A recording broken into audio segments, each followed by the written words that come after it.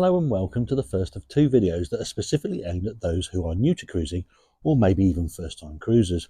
And in this video we're going to share some tips that will hopefully help you get the most out of your time on board the ship that you've chosen to have your first cruise on. So without further ado, let's crack on with these tips that we wished people had shared with us before we took our first cruise. And tip one is to pack your hand luggage absolutely spot on right for embarkation day and disembarkation day. Now, the day that you embark your cruise is filled with excitement, of course, but one of the things that cruisers don't appreciate is that you will get separated from your suitcases because you have to hand your suitcase in before you board the ship, and it goes through security screening for the obvious reasons. We don't want any Steven Seagals on board, and that can take time. Now, your suitcase will arrive at your cabin several hours after you boarded, but that actually means that your first few hours on board the ship, you're without your suitcase, and it's what in your hand luggage that makes the difference. So what should go in your hand luggage? Well, first of all, the obvious things like medications, of course, but things that people sometimes do forget to pack, including myself: hats, especially if you're going somewhere warm, toiletries, medications we've already mentioned, but also things like a swimming costume. So if you want to take a dip on your first day, packing your cosy in your case is really, really, really important. So it's not unknown for the suitcases to arrive quite some time after you've boarded. The latest we've ever had this has been about 10 o'clock at night, although that's an exception rather than the norm. However, in those circumstances, we definitely wish we packed in our hand luggage a change of clothing, or certainly a change of top, and some toiletries, just so that we felt a bit fresher for the evening activities. So packing it right, really, really important. Another thing to point out is that when disembarking, you have the same challenges, as you do also get separated from your suitcase. The cruise lines will ask you to put your suitcase outside your cabin door the day before disembarkation. In most cases, this is late at night, although on one cruise line we did recently with P&O, they asked us to put it outside our door at 4 p.m. the afternoon before we disembarked. So what we had in our bag, well, we had to live with that until we met our suitcase again after disembarkation. So what's important to go in that hand luggage on disembarkation day? Again, toiletries, a change of clothing for disembarkation day, medications, also your nightwear as well. So you've got to keep all that in your hand luggage. So it's worth thinking about what sort of hand luggage you're going to take on the ship to make sure you've got enough space to accommodate all these items on embarkation day and disembarkation day. That's our first tip. So tip two is don't overpack and completely forget about taking a hairdryer or a travel iron. Now, one of the things that took us a while to realise is how easy it was to take too much clothing with you on your cruise. I think ambiguity around the dress codes and formal nights compounds this issue. Most cruise lines run a formal night at least one night per week. But what we realised is that we didn't need to take separate formal or smart outfits for each night of the cruise. And we also quickly realised the brilliance of the on-ship laundry facilities, which are incredibly cheap, and what a really good value service they offer. But also, if we don't want to pay for that, you can go down into the laundry and there are irons and ironing boards for you to iron your own outfits there, so you definitely don't need to take an iron with you. Hairdryers, I've never seen the need, but my wife's always found that there is a brilliant hairdryer in each of the cabins that we've sailed in so far. So you don't need to overpack.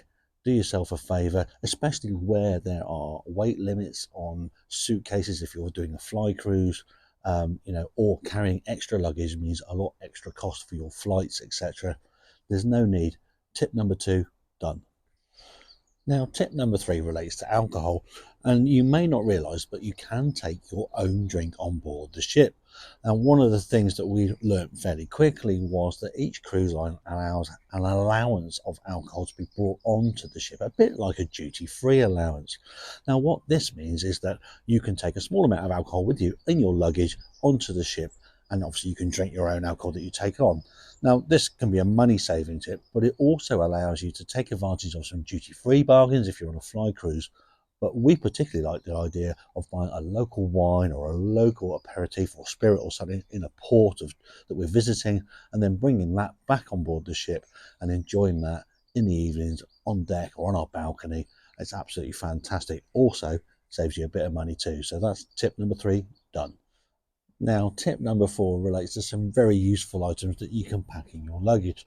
And the first of these are magnetic hooks. Now, what you may not know is that the ceiling and walls of your cabin, whatever grade of cabin you have, will be made of metal. And a magnetic hook will stick on and fix fast.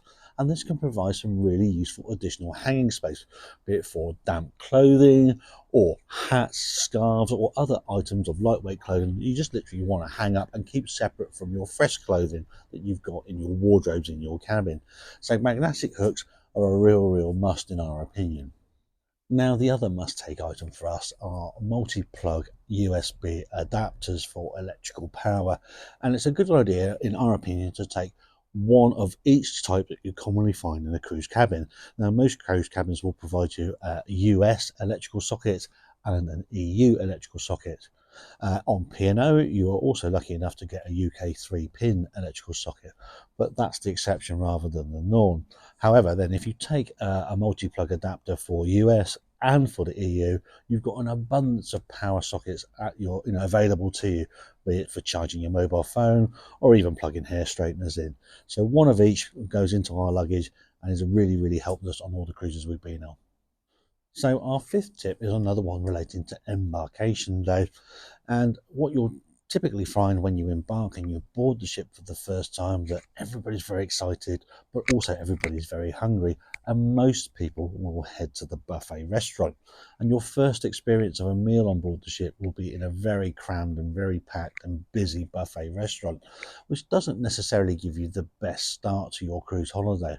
So we'd recommend that you stop that and actually head for the main dining room as your first meal on board your ship. Now, if you're worried about dress codes and things like that, most cruise lines will relax the dress codes on embarkation day because they understand that there's a good chance you haven't got your suitcase yet. And that means you can enjoy your first meal on the ship in beautiful surroundings and enjoying a bit of fine dining. That's tip number 5 done. So our sixth tip really only applies if you're going ashore on a port day and exploring on your own rather than taking a cruise line provided excursion. But the advice is to pack in your hand luggage the daily ship's newsletter. And the reason why is that somewhere on that newsletter will be the contact details for the port office and how to contact the ship in case of emergency, or in case you're having a problem, or in case you just get carried away and forget the time. So you're able then to contact the ship and let them know the difficulties you're having, and this just may, and I do stress may, avoid the embarrassment of having the ship sail away without you. So tip number 6, pack the newsletter in your hand luggage when you're going ashore.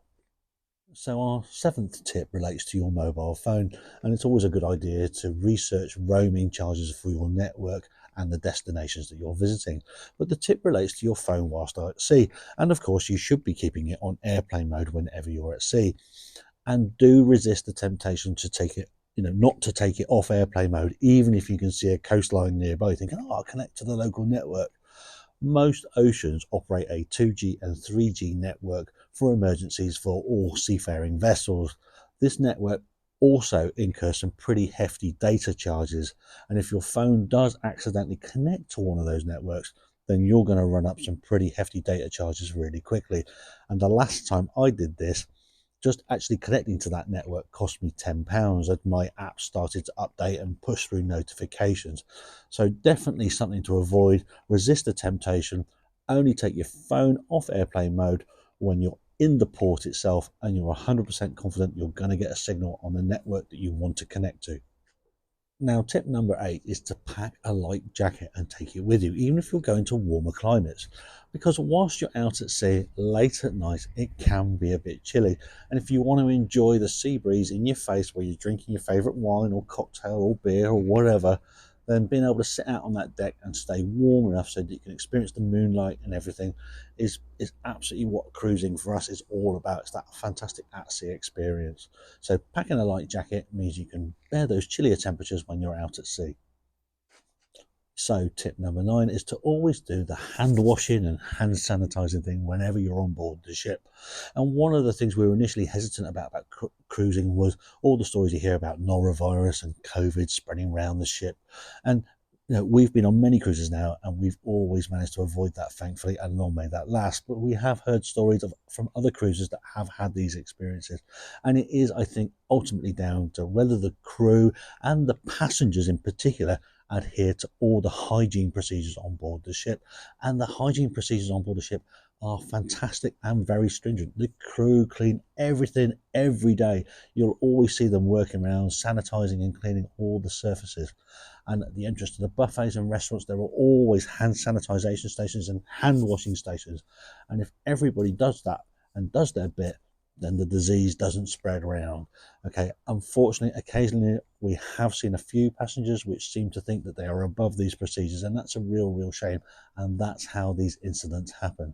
So our tip 9 is to always do the hand sanitizing, hand washing thing, and you'll have a healthy and lovely holiday. Now, our 10th tip, I think, is one of the best ones, and that is to really get to know your cabin steward. And it's highly likely you'll have an appointed cabin steward or team who will service your cabin daily. These are incredible people in our experience who work exceptionally hard for very long hours. And they do this with a laugh and a smile. And we found them to be very genuine people who really want to do a good job and help you to have a really good holiday. They'll often bend over backwards and help you resolve problems that you're having. But they're also really interesting people. They've got fantastic lives and backstories and experiences that they're happy to share with you. And, getting to know these people, chatting with them, having banter with them really does lift the holiday experience. For us, it certainly does that. And we can remember the names of the funniest characters that have come. There's been Francis, there's been Malou, there's been Cherry, there's been so many of these characters that we've really enjoyed chatting to and having a really good natter to in the mornings and the evenings and during the day when you see them around as well. So really get a big lift for your cruise holiday by really getting to know and have a good relationship with your cabin steward. Now, we have been asked, do we tip the cabin stewards? Well, we do, but we only do that at the end of our holiday, not at the beginning. To be honest, we've never felt we've needed to, but we've always wanted to because they've been such lovely people. And how the cruise lines find such an abundance of these fantastic characters, I don't know. But long may that last, because they really are an important part of our cruise experience. So get to know them and be nice to them. Now, our penultimate tip is to periodically check your statement for your holiday, your onboard bill, if you like. Now, most cruise ships allow you to check this via the TV or via a web login that you can log in for free via the ship's onboard Wi-Fi. Now, your onboard bill that you run up will include your drinks bill, specialty dining, games, casino bills, charges for excursions and spa treatments, etc. And the crew always work really hard to get these right. But just on 1 or 2 occasions, we've noticed some mistakes creeping into our bill. And it's better to identify these quickly and rectify them as soon as you notice them than to wait to either the end of your cruise, where you'll have to go down to reception and join a very long queue, or to have to correct all these issues after your holiday, which can take time and long phone calls in queues to telephone operators, which is a bit more stressful. So checking these as you go. If you spot anything wrong, raise it with reception. We've never had anything challenged. Everything's been corrected whenever we've raised it. Their crew are always really keen and eager to get these bills right and will help you to get them accurate and fairly represented as quickly as they can. So monitor it as you go, nip anything in the bud as soon as you notice it. So our final tip is that while sunsets are amazing, sunrises are even better. Now, don't get me wrong, a gorgeous sunset. You're sat on the deck of the ship, you've got your cocktail or wine, and you're sat with your loved one. It's an incredible experience. The wind in your face, and it's one of the best experiences for us on our cruise holiday. We really love a good sunset. But what's even more magical, if you can get up early enough, is to sneak up on deck for sunrise. Now, the first thing is you'll notice is that the deck is a lot quieter because people just simply aren't up. You have to swap a cocktail, of course, for a good cup of tea or coffee, but you can find yourself a lovely little spot where you can sit and take in the majesty and magnificence of the sun rising above the ocean or above a mountain range if you're close to shore. And it's a really serene atmosphere. It's one of those magical holiday moments that I've enjoyed on countless occasions. And of course, what you'll find is after the sun has risen, it's ready for breakfast, and you can beat the queues for breakfast early in the morning. And then go, and for me, I go and have my shower and stuff afterwards and get ready for the day, whatever I'm doing, it being a sea day or exploring a shore. But getting up and enjoying that sunrise is definitely one of the best things I've ever done on a cruise ship. So that's all 12 tips for this video, and we hope they will help you have a fantastic cruise holiday that's filled with memories, fun and laughter. If you'd like to see our next video, wherever that is down here, where we'll focus on what you can do to plan that perfect cruise holiday before you set sail, well, we hope that will help you too, especially if you're a first-time cruiser. And if you found this video helpful and you'd like to see some more content like this, then please consider liking this video, hitting the notifications, and even subscribing to our channel. We're here because we like to do this to help others have great holiday memories and have fantastic travel experiences. And we hope that's exactly what you've got planned for 2024. Thank you. Please like and subscribe.